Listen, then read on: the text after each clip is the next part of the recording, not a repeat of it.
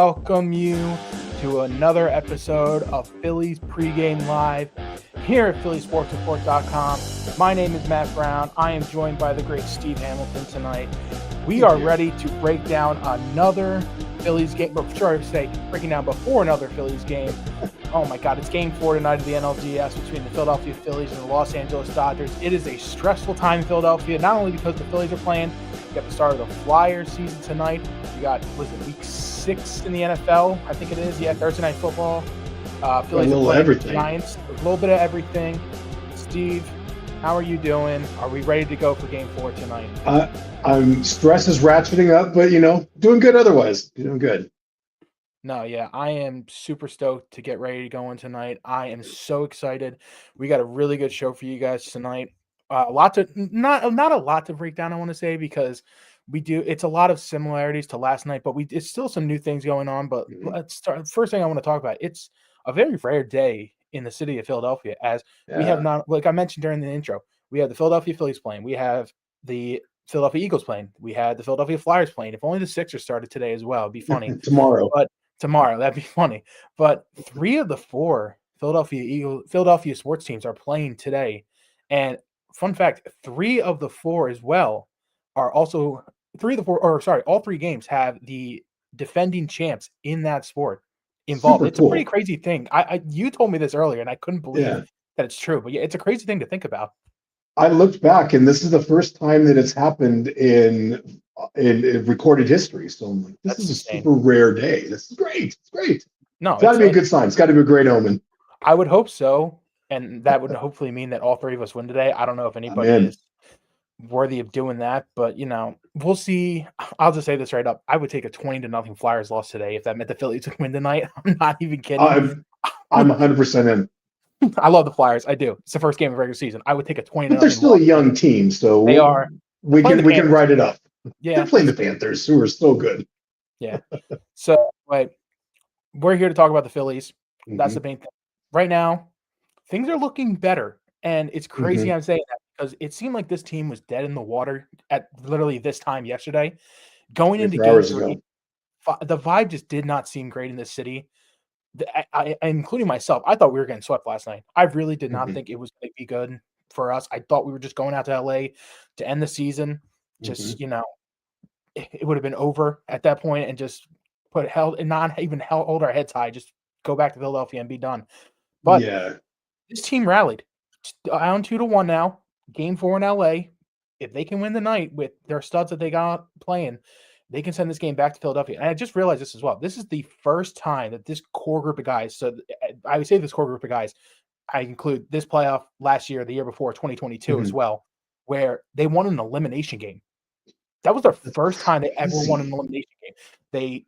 The only time they ever faced elimination was the Astros series in 22. 23 was against Arizona in the NLCS. They lost both Game 6 lost Game 7, and then the Mets. They lost the Mets game last year as well, and now this year they won the first one. They got to win 2 more. Do you think that they are able to not only pull off tonight's win, but moving forward? I think they can. My biggest concern right now, and it's something that we kind of touched on really briefly before the show, is that everything looked great last night. 8 runs is a beautiful thing. Could have been 9, but I understand why they sent Bryce in that situation. Keep your foot on the throttle. Totally get it. And it's not like it's a win or lose, but I mean, that's not going to cause anything. But 8 runs sounds great, but they had 2 times, even after the double steal, where they had no outs, 2 runners on, less than 2 outs, and they did not score anything. They got lucky last night because if they had one of those, if they capitalized on one of those situations in the previous 2 games, we're talking about a different series. So, and I think tonight's game is going to be a closer game than last night. I don't see a chance where I can see a chance where they do it, but realistically, I think that it's going to be a closer game.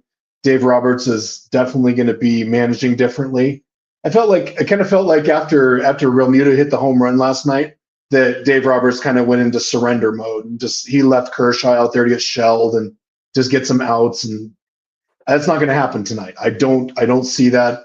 I was kind of cruising the Dodgers Reddit, And everybody was saying, don't let them win one game, because if they win one game, it gets dangerous. Yeah. And we won one game, so it's time to get dangerous. So you say get dangerous, and I think the real reason they got dangerous was the offense.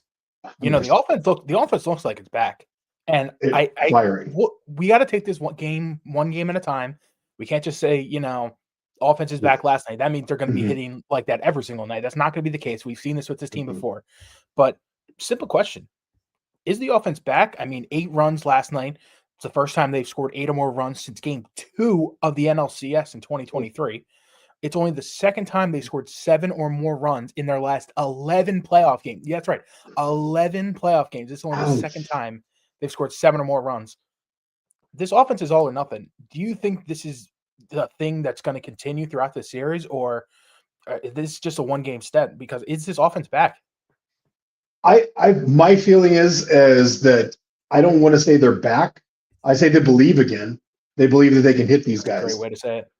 And that was the biggest thing, is they looked defeated in the first 2 games. Even when they went up 3-0, they still were like, okay, they almost panicked. They looked like, okay, these guys are going to come back. These guys are going to come back.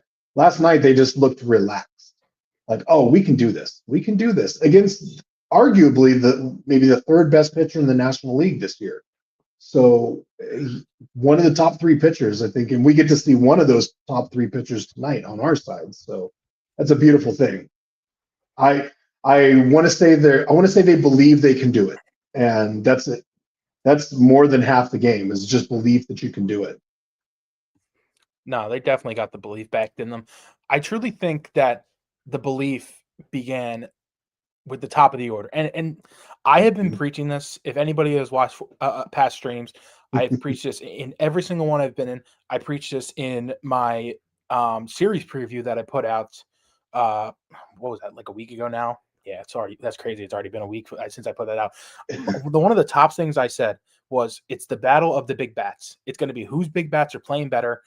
Pretty our top of the order versus theirs. Theirs is Ohtani, Betts, Teoscar, and Freddie Freeman. And the Dodgers have shown up some of their top. Ohtani and Freeman have been here or there. I think a large part of that is because of the lefties that we have thrown against them. You know, it makes sense. We've had last night was the first time we didn't have a left-handed starter, and that was only for 1 at bat for them. Every single game they've seen lefties, so I understand the matchup has been great. But Mookie Betts has been on fire, in my opinion. Teoscar Hernandez, we know how great he's been. Gosh. That first game was killer. It was such a great at bat from him. Backbreaker. And look at our top of the order. Take out last night. Our top of the order has been god awful going into last night's game. Turner, Schwarber, Harper, and Bohm just hadn't come up big at all until last night. You know, I think they were hitting under 100 before last night. Yeah, last night Turner 3 for 5, Kyle 2 for 4, Bryce 2 for 4, Bohm 2 for 3, 9 for 16 total. They accounted for 5 of the RBIs last night, 5 runs, 563 average between those 4 last night. It's going to lie on them, I think, pretty much going for the rest of the series. Like, we'll get big hits from Nick, from Stott, from JT, Kepler. We'll get hits from even Mars. We'll get hits from the bottom of the order, no doubt. But it's going to, end of the day, it's going to rely on those 4. And do you think those top 4 can continue to do this? I think they can, and I think what last night showed is, I saw that in Monday after the game, Topper said that I don't agree with him always, as anybody that's read my articles knows. I don't always agree with him, but he said the truest thing I've ever heard him say is that they're out there searching for home runs. They're not searching for base hits. And last night they searched for base hits. And then the other part he said is the power will come. And guess what happened? Exactly what he said.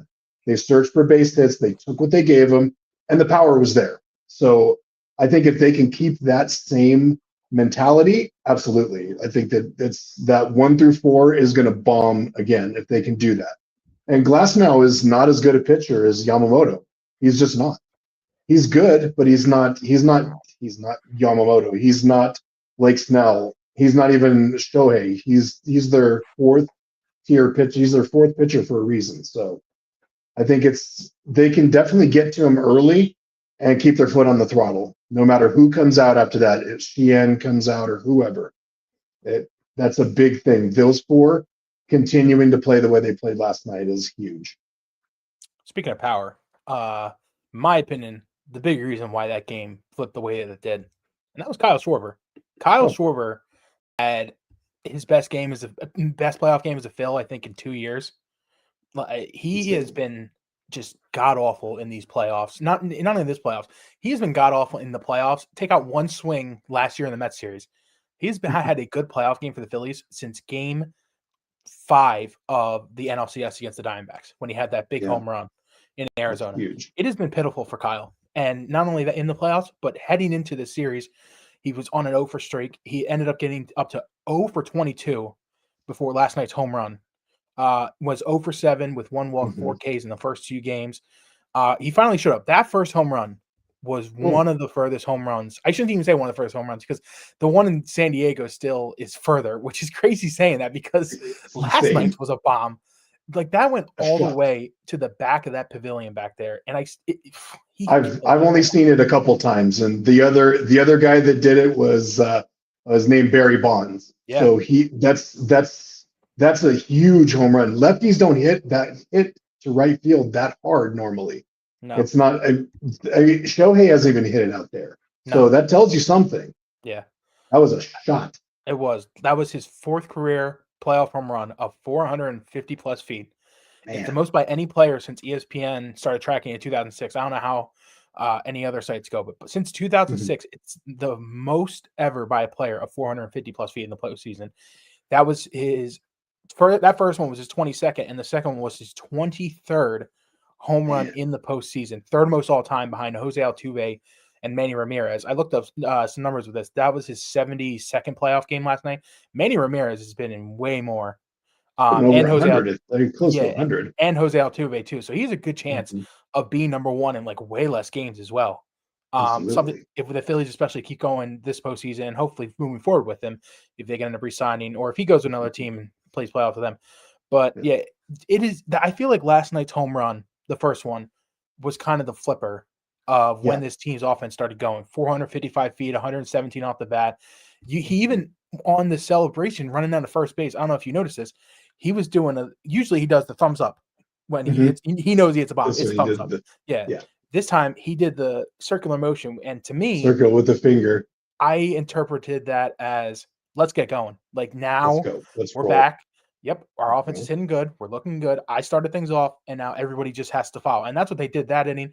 They ended up scoring 3 runs in that inning thanks to the Harper's base hit. Bone base hit as well up the middle, and then Harper ended up going to third and scoring on that pass ball. We ended up getting a sac fly on that, and that started that big inning for them where they got the runs going early, and it really helped out Ranger Suarez when he came in pitching. We'll talk a little bit more about the other inning where they scored 5 innings, but how big is that home run for Kyle Schwarber and just this offense? And do you think that that's his wake up call that he really needed for the rest of his postseason? I really think so, especially after they come in and Tommy Edman hit that home run off Ranger with the first pitch. It's like I could just feel like everybody's just think like, oh man. And then when Schwarber hit the home run, it's like, oh, okay, we got this. And then when they started pouring it on, when Bryce came up and hit that single, and then we had Bohm hit the single, and Bryce went around. It's just it felt you could feel that was like the igniter for the offense. It was huge. I think of anything, if let's hope that this is a comeback, that would be the catalyst for the entire thing. And I think that was absolutely it. The pitching hasn't been the problem. It's been the offense. So that was the thing that started us last night. So we can hope that this is the thing. But yeah, I think that was the biggest, that was kind of the catalyst for the whole thing. I truly think that there's a reason there's no success in the first 2 games showed, and it's through Kyle and Bryce. That's been the big thing between the two. And I truly think when they struggle, the reason it affects everybody is, and they've admitted to this as well. And Trey, I think, admitted this during postgame last night about how big that home run was. But it just puts the pressure off of everybody else because everybody just seems to press when Kyle and Bryce don't show up. Because if those two aren't hitting well, you have Trey up front who feels like he has to now get the big hit instead of Kyle and Bryce if they're not hitting well, or if he's facing the lefty he has to get on. And then it's the same thing if they bring the lefty in with Bowman. Bowman now has to get that big hit. Yeah. And that put pressure on him to get the runs that Bryce and Kyle couldn't get going. And then it affects everybody else in the lineup who feels like they have to contribute if they're not scoring runs up top. It's a crazy cycle that it's weird that one or two guys can affect so much with this team, but it just gives that home run last night just gives the vibes that this team really needed. And it's a great word. This all could be for nothing because they could end up losing this game and it can matter not at all. But I truly think that will be the moment in this postseason. If they were to keep going and win it all, that would be the moment that this team flips it around and you really see the difference in the first two games of this series versus the remaining of the postseason. So, answering my own question, do I think Kyle's back? I don't know, but I do know one thing. I truly think this team has found their vibes and found their way of life going forward. And I really hope that they're able to keep that vibe going because it's going to be really hard. It's going to be really hard for me to watch this team not win if they don't have those same vibes going forward.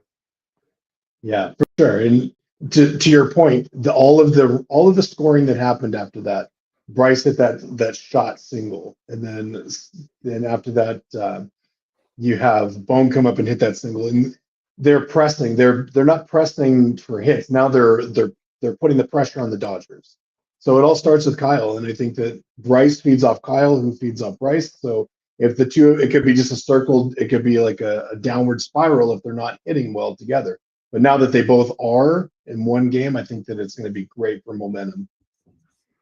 So one thing I'd love to bring up before we move on to our pitching matchups tonight, and that was the 8th inning. Now, you talked a little bit about clutch genes earlier and how they kind of missed some opportunities as well. Well, eventually they got that big inning in the 8th, and it was great because it affected so many other things that we'll talk about later, scoring all those runs. And it was great to see as well the offense continue. Yeah. Do you think that they got a little lucky last night on even though they won by 7 runs? I know they put up 8 runs. It was a great thing. Do you think that it should have honestly been a little bit more dominant and that there are some things that are concerning not only tonight but moving forward? Absolutely. The 8th inning is a perfect example. I have a feeling that after JT hit the home run, it was, I think my feeling is that Dave Roberts basically said to Clayton Kershaw, "Hey, you just got to take your lumps, man. We need you to take one for the team here." And I think he knew that was it, that they're not coming back in this game. But in the middle, there were 2 times where they had the bases loaded and 1 out and runners on second and third with nobody out. And they didn't score anything from those 2 opportunities. And I think that's the biggest concern that I had after last night's game was those 2 opportunities that went away. I mean, it's easy to forget about them when you put up a crooked number in the 8th. So my biggest concern is probably it's just the fact that that's where anytime that the Phils have struggled this year, it's that they leave a lot of runners on base and they're not hitting well with runners in scoring position. Last night they did overall, but there were 2 opportunities where they stranded some people out there and those could have been runs. It could have been 10 or 12-2 instead of 8-2. No, it really makes you think because this Dodgers bullpen, or not even say bullpen, the Dodgers pitching staff overall is a really interesting one because they have the studs up top. We've seen them, and we're gonna. And even though Glass now isn't the stud of all studs that he has been in other still seasons, is. He still is a great pitcher. He'd be an ace on like half the pitching staffs in the league. He'd be an ace. Yes, 100%. He's also been hurt this year as well, so that's another reason why we haven't felt that he is this dominant guy because we haven't really seen him that much. But those 4 guys are really good up top, and there's a reason that they've struggled this year because I feel like at the beginning of the season they were looked on as the far and away favorites. Nobody's going to touch them all year, and they ended up falling all the way down to the 3 seed, barely breaking. I don't even think they got to 95 wins. I don't think they did. So they got 94. Yeah, you were expecting them to win 110 games this year and break the Mariners record, and that's what everybody was at the beginning. The main reason we've seen is this bullpen has not been great, and I don't want to say that that's going to continue in late innings because we've seen their bullpen be great and we've seen their late game pitchers be great for them, but seeing Kershaw out there last night, you're not getting any opportunities where they're just going to eat it with Kershaw. And No. your point was saying those big middle innings with the 5th and 6th inning where they have guys on base and bases loaded, or with less than 2 outs, or they have the bases loaded with 2 outs and they need a clutch hit. They got to take advantage of some of them situations. They're not going to score every They run, have to feed. obviously. Yeah, No. they have. If they want to win this game, they have to get after those opportunities. Obviously, you're not going to score every run, every single inning. It's not going to happen. But when you have the one situation most that pissed me off was the first and second that turned into second and third on the double steal. Yes. Thought it was a great move to do. Put Stott and Turner are the two Gutsy. fastest guys in this team. It's the spot you should have put them in, and you have Kyle, Bryce, and Bohm up with no outs and runners in scoring position. Those 2 runs have to be scored. Have to. At least one of them. Have to. At least one. I say both because less than 2 outs, 2 fly balls scores those runs. Mm-hmm. That's one of the easiest things to do, in my opinion, is just hitting sack flies like that to get RBIs. So those are 2 have-tos right there. You have to take advantage of situations like that, especially with Sanchez starting tonight. I think that's a big thing for them. They need to give him run support. They need to make sure take the pressure off him because look what happened. Yeah. I know 3 runs is a decent enough lead, but he gets to the 6th inning in game 1. Makes a couple of mistakes toward the end of his outing, and next thing you know, it's 3-2 after that Kike hit in the 6th inning in game 1. You have a 1-run lead with a bullpen. You wish we could debate about whether or not they handle that situation the right way anyway. But you only have a 1-run lead, and your bats were slow. You could see it in them. Their bats were slowing down against Ohtani. You really need to come up clutch tonight. And we've been saying that it's the thing that we've been saying all weekend or all week. You have to get to them early. You have to get to their bullpen. You have to get to them where it hurts, and that's our bullpen this year. It is, yeah, and I mean, the good thing we have going is that we're playing for our playoff lives. We're playing for the season right now. They aren't still, but I think they're going to play tonight like they are. So I think it's a big thing, and it is. We have to get to them as soon as possible. We cannot let those situations pass. Fly balls and scoring 2 sack flies or anything like that. Just scoring 1, going to the opposite way. And I did get that little pang of anger when I saw Stott come up and bunt in yesterday's game. It was like no, but it worked out in this case. No wheel play in place. No, yeah, that's scenarios where you would hope he'd be bunting. And again, that's a perfect spot for that. Yeah, we can be debating about whether that was the right move or not, but that's all in the past. You just got to move on to what the future is and move on to this game. Yeah. So, if they can keep this momentum, they have a really good opportunity to win this series. Only 2 of 18 teams that have lost the first 2 games at home in the NLDS have come back to 1. We did step 1 last night. And if they could pull out a win tonight, it's all hands on deck, obviously, for pitching stats, but it's set up to be Jesus Luzardo versus Shohei Ohtani in Game 5 if they get there. That's a really, really good matchup for us. Marquee matchup. And it works. It's in the Phil's favor for sure. Yeah, I mean, Ohtani was having his way with us a little bit, and he's had it way with us a little bit this year in the first outing against him in September. But they'll be the second time they've seen him this week. It'll be the same scenario for Jesus. Second time they've seen him this week, third time this year. But this will be their 4th time this year facing him, and they've hit him decently. But it's such a great situation they can be in if they could pull out a win tonight.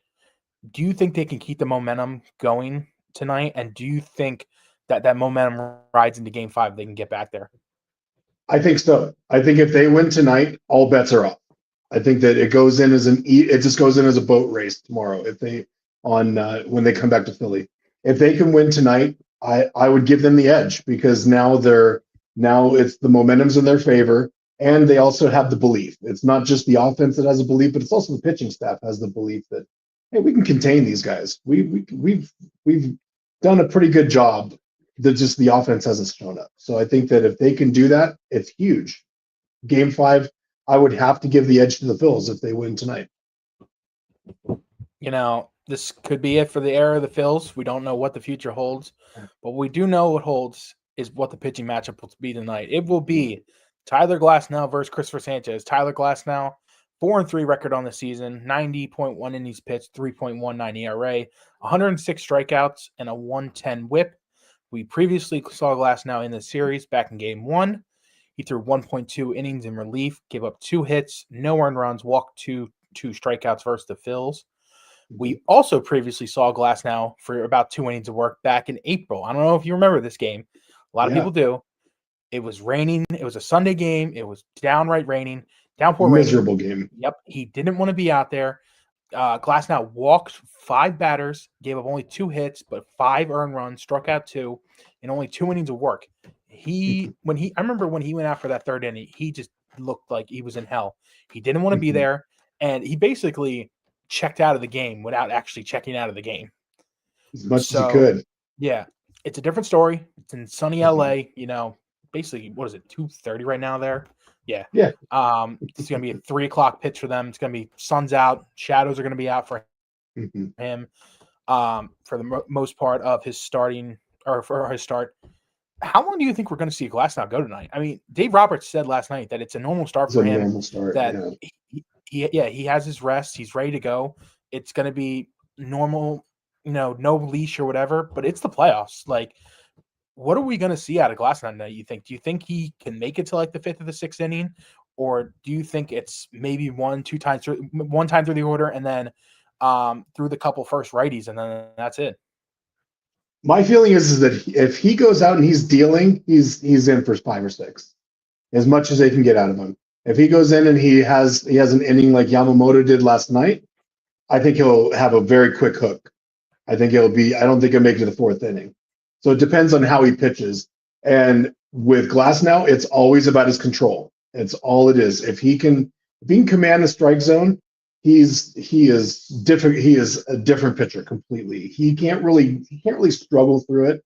Like last night, I felt like Aaron Nola. He was in and out of his control all night for his 2 innings, but he gutted through it because he's just made like that. That's just how he is. But I don't think Glasnow has that same thing. I don't think he has doesn't have the same mental makeup. So I don't think he's the kind of guy that can gut through a start. So if he's not on, I don't see him making it through the 3rd inning. Kind of the same as the game back in April. But it just depends on how well he controls the strike zone. No, yeah, it brings up the point we've been saying all week long that just getting past their starters is so important because then it puts the pressure on them to bring in either their long man. Most likely, if he were to get yanked, it's probably Sheehan, Emmett Sheehan. That's going to be in relief. They want to save Snell and Ohtani for later in the series. They couldn't even go to Snell tonight. Possibly, I could see a situation where they would. What's he on? That's 3 days rest because he pitched 3 days rest now. Yeah. I mean, it's probably his day for a bullpen session. So you could see him pitch tonight if they need a scenario where he's going to pitch. We're assuming Rokai Sasaki is going to be the closer tonight. Yeah. They said that moving forward he's going to be getting late innings. So late, we know who we're getting there. So it's really important to get after Glasnow early because it's going to turn into a long game with them. And with Sanchez on the mound, you have the advantage in the ace. Like absolutely.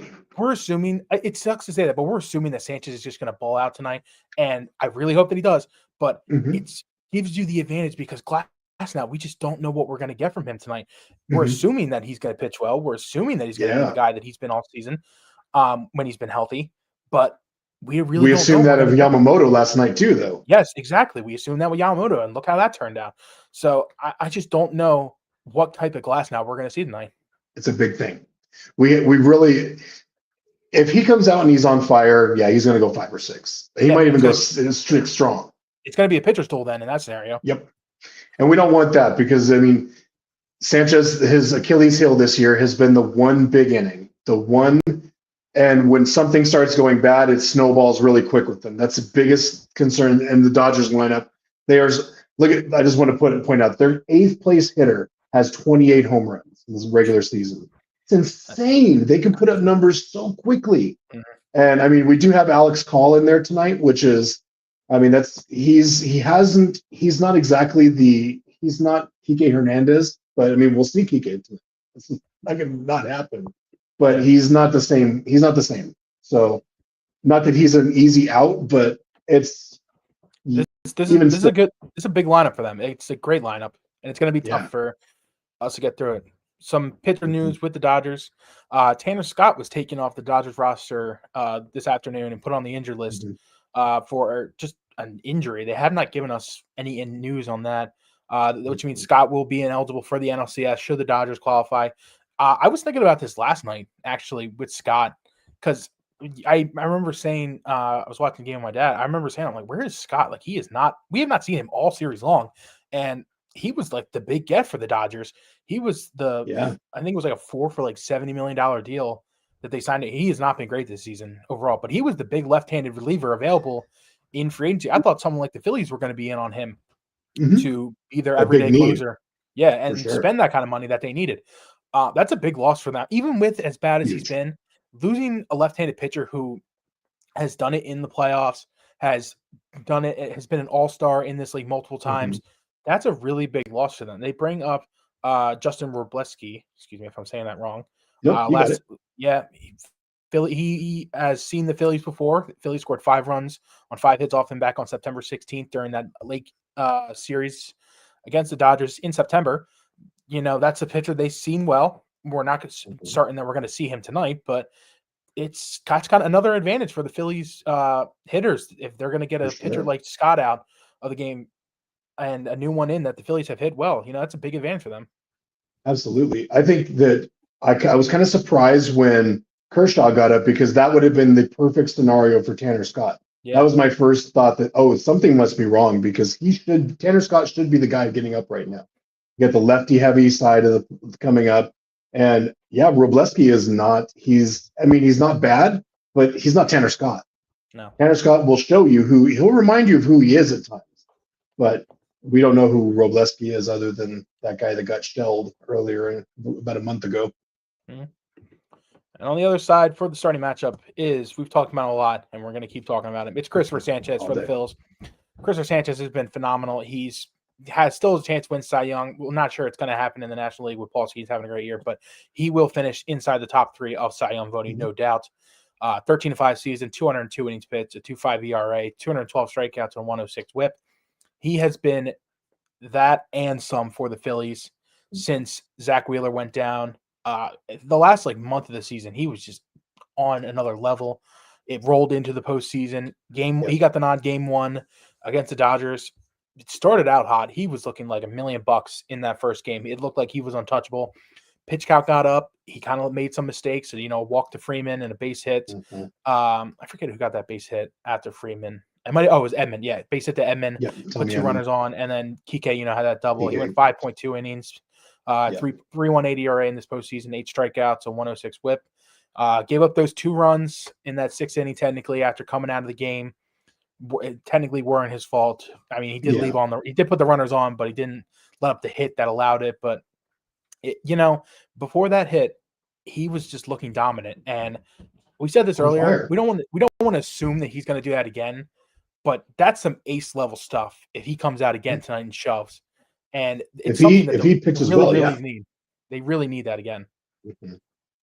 You're 100% right. This is why he is ace 1A, 1B with him and Wheeler when they're out there, and now he's just the ace. There's a reason that he's put it all together. This season, he's absolutely put everything together. And you could tell in the game 1, he loved that moment. He was there. The moment didn't scare him. It didn't make him, he wasn't nervous. It just, let's go. The command failed him a little late in the game. I felt like left-handed pitchers in game 1 kind of got squeezed a little bit. They couldn't really pitch inside, which is a big part of what he does. It's a big part of his effectiveness. So he did well to get around it at first, but yeah, we're assuming that we're going to get 5-6 innings of strong pitching out of him tonight. But look, we have to hope for that. Yeah. Because the bullpen has shored itself up quite a bit. Kerkering looked good last night. Taijuan Walker hasn't pitched in what seems like 6 months. So I kind of understand why he gave up the run at the end and he's kind of a little bit off, but the bullpen, we have the strength in the bullpen. The bullpen is definitely the matchup head to head with ours and their bullpen. The Phillies bullpen is much better.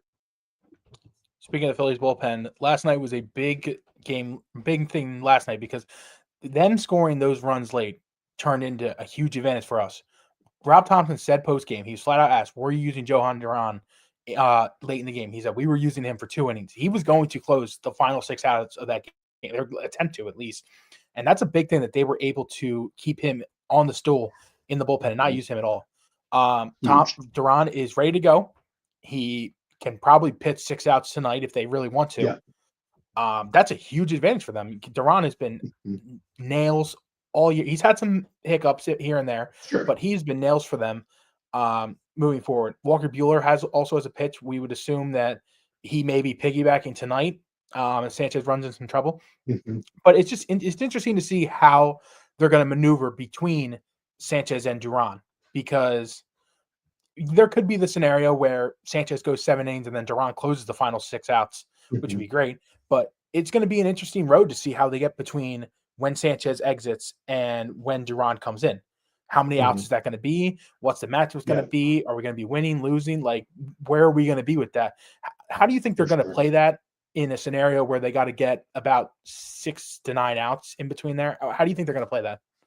I would love to see it just from the story perspective of Walker Buehler coming in there, and just a year ago he was the guy closing out the World Series, and now he's on the Phillies roster closing out the Dodgers. That is a phenomenal story, and I think he can do it. He knows that lineup well. I mean, he knows them better than anybody almost. I think he would be the best choice because he hasn't pitched in the series. He's fresh. You know, he's ready to go. I think that would be and he pitched well when he pitched in the game for the Phils. He pitched really well. So I could see him coming out and maybe the adrenaline kick getting him at first, but I think he would be he's my guess is who I would say. If Sanchez goes 6 strong innings and you need to get to Duran, I think he would be the bridge between the two of them. He'd be a perfect bridge for him. Lineups tonight for tonight's game. First for the Dodgers, no shocker up top. Shohei Ohtani DH, Mookie Betts shortstop, Teoscar Hernandez in right, Freddie Freeman at first base, and then Tommy Edman batting 5th, playing 2nd. Will Smith is back in that lineup again. It seems that injury, I think it was a hand injury that he's been dealing with. Seems like it's good to go. He's now catching full games. He did yesterday. I think he's going to be doing it today full time too. You mentioned Alex Cole. He'll be in left field. Like you said, not an easy out, but again, a guy that you haven't really had to worry about killing you yet. Kike Hernandez is at third base. They know Max Muncy tonight versus the lefty like they've done the first 2 games of the series. We'll likely see him at some point tonight. And then Andy Pages in center field, batting 9th, and Tyler Glass on the mound. For the Phillies, the same exact lineup as last night. Trey Turner leading things off at shortstop. Schwarber DH and Bryce Harper at first. Bowman at third. Marsh center field. JT batting 6th. He'll do the catching. Kepler in left, batting 7th. Castellanos in right, batting 8th. And Bryson Stott bringing up the 9-hole at second base. No Harrison Bader again. They say that he's doing better. They say he could pinch hit and run the bases. They're worried about the fly ball still. You think we'll see Bader in this series, or do you just think it's going to be a thing where he's not going to play the series and we hope that he can be ready for the first game of the NLCS, which I think is Monday, if they were to make it there? Yeah, I think it's Monday. So do you think it's just rest right now and emergency situations only? Yeah, pinch hit situations, I see him coming in. A tough lefty comes in, I could see him coming in to do that. I don't think we're going to see him in the field. I can't imagine that we would see him in the field. Even back in Philly, I don't imagine he comes back out. And it's not, the fielding hasn't been really that big of an issue. The outfield's they produced pretty well. Defensively, they played pretty well. A couple of hiccups last night, but other than that, I think that's not, it hasn't been an issue thus far. Nothing that's too concerning, but I don't think we'll see him. I think they're basically resting him and hoping for the best. A groin is a tricky thing to heal, so I can imagine them just saying, let's take it easy with them and see where things go. Another thing that also produces is SeatGeek, and they are the sponsor of our next segment. SeatGeek is the easiest, most efficient way to buy your tickets. Each seat is given a green, red, or yellow dot indicating whether purchasing that ticket would be a good, bad, or fair deal.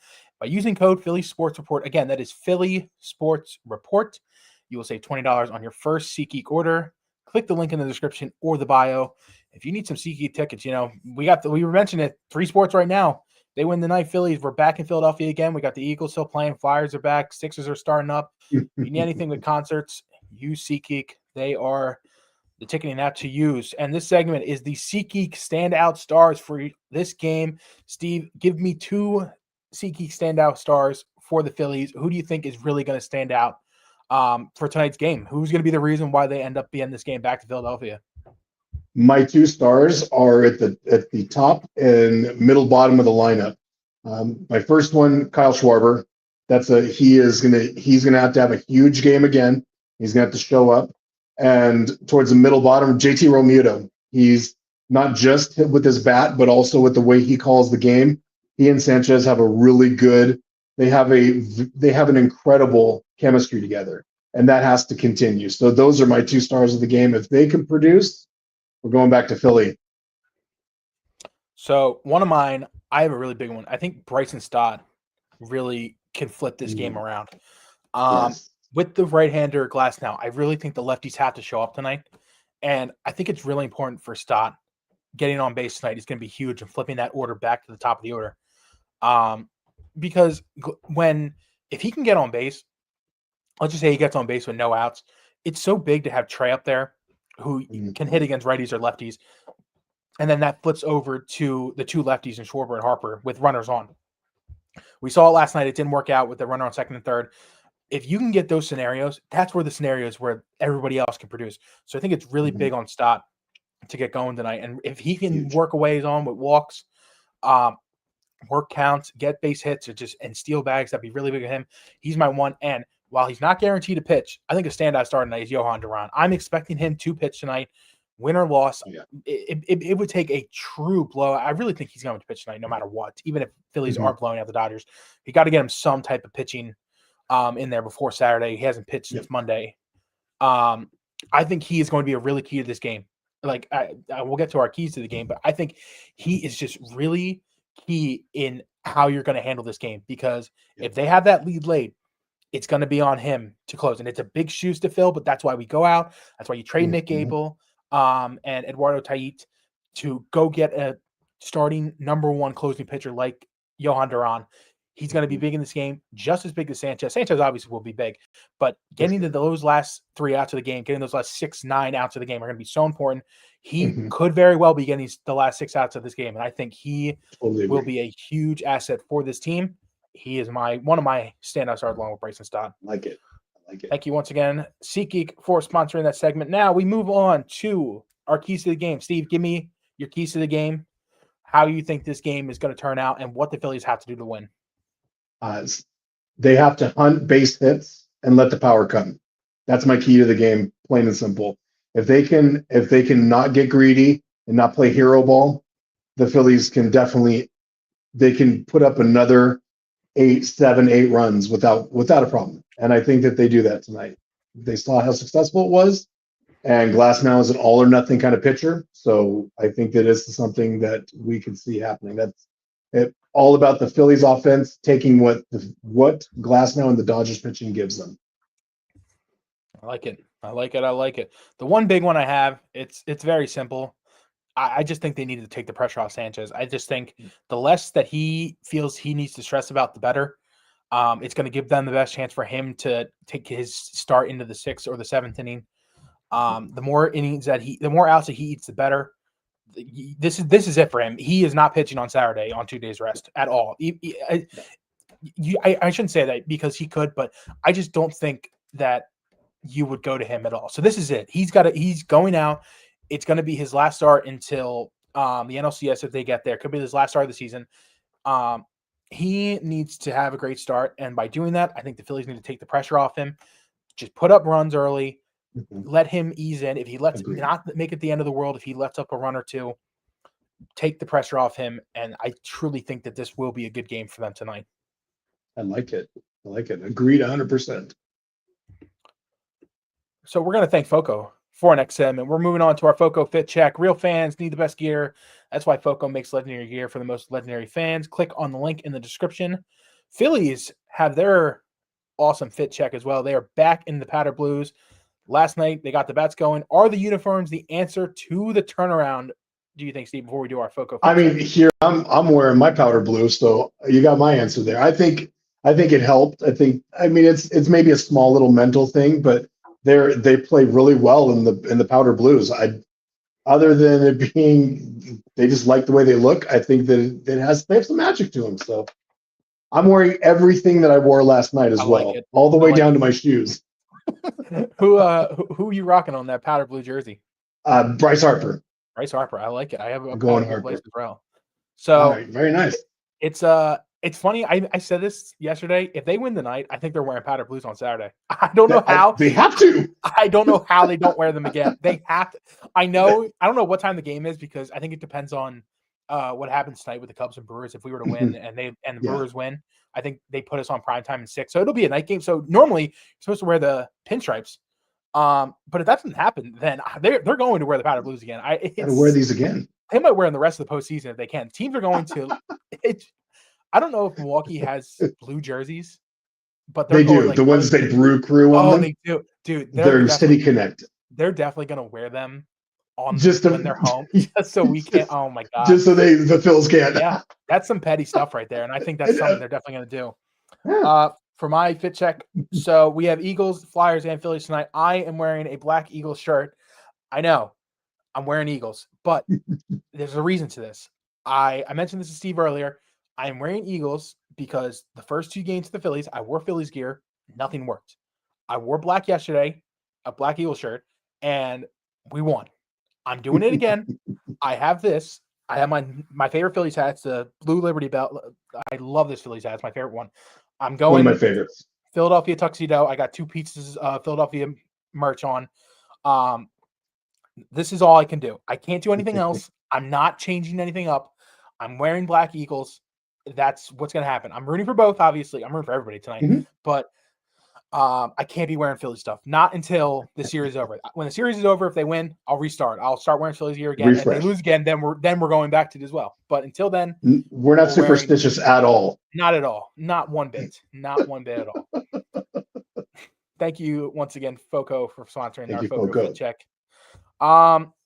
We're getting close to the end. We have, I think it's 5:47. We got about 20 minutes until the game kicks off. And Steve, I need a game prediction out of you. I need not only the score, I need what we're going to get from Sanchez, what we're going to get from Glasnow, and what we're going to get from this Phillies offense. Who's going to be scoring these runs tonight? Who's going to be the reasons why the Phillies end up winning this game tonight? Or if you pick losing, I'm not going to spoil your prediction or whatever. What do you think the outcome of tonight's game is going to look like?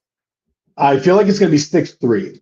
Okay. And I think this is going to be, the Phillies are going to get to Glasnow early.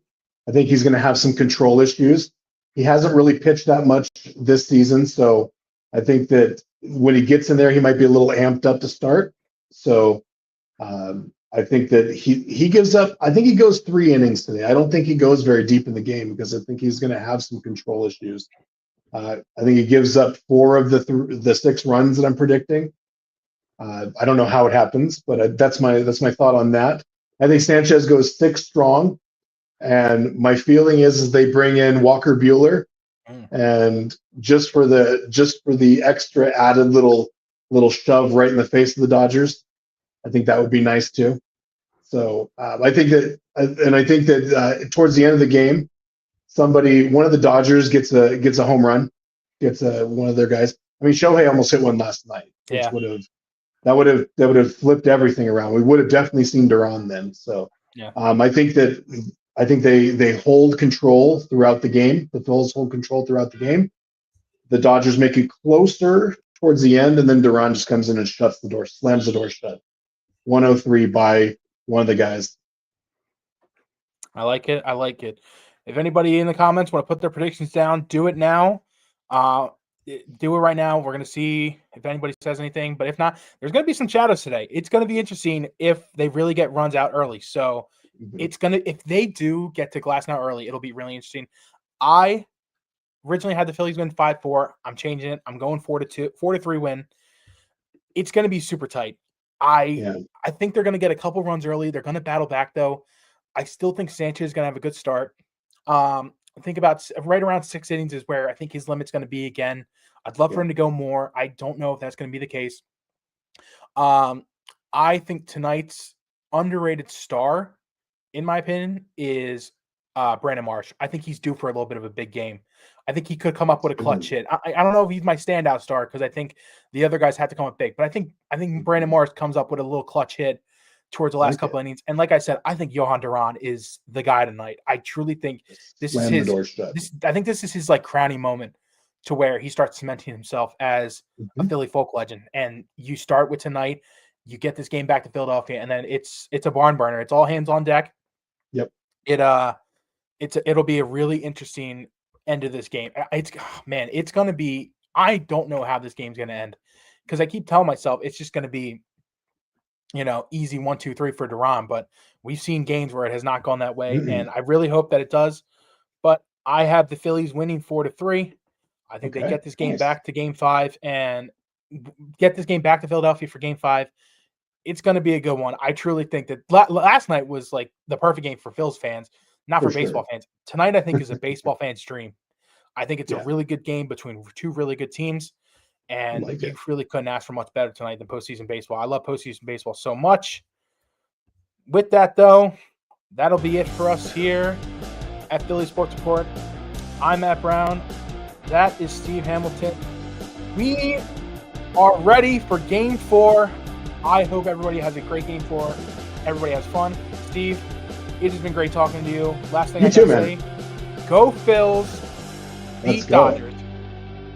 Beat LA. Beat LA, baby. Have a good night, everyone.